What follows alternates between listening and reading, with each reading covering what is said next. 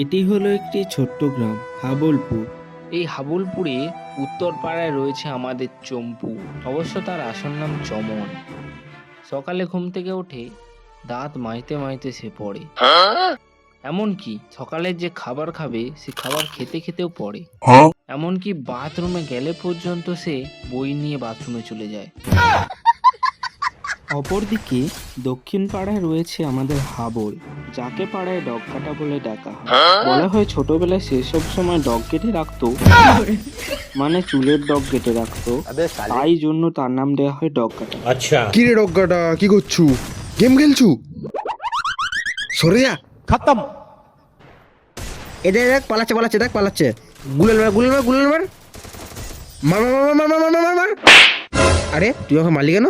আরে তুই তো আমাকে মারতে বললি। আরে আমি তোকে গেমে মারতে বলেছি, আমাকে নয়। ও এরা হলেন চম্পুর বাবা এবং মা। এ বাবু, খাবি আয়, মুড়ি মারছি। এই যে 5 মিনিট পর যাচ্ছি।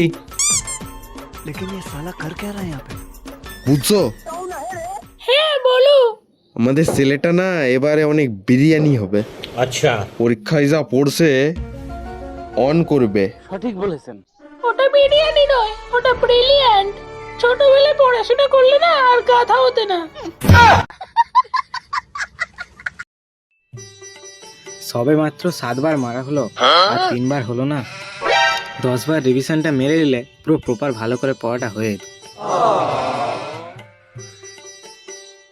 হাই যা, টাইমও হয়ে গেল, এবার পরীক্ষাটা দিয়েই এসি।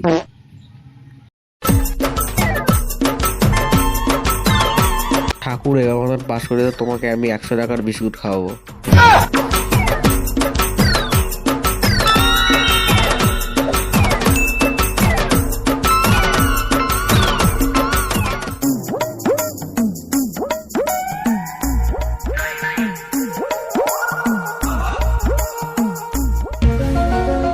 আরে সালা ভূতের মুখে রাম রাম।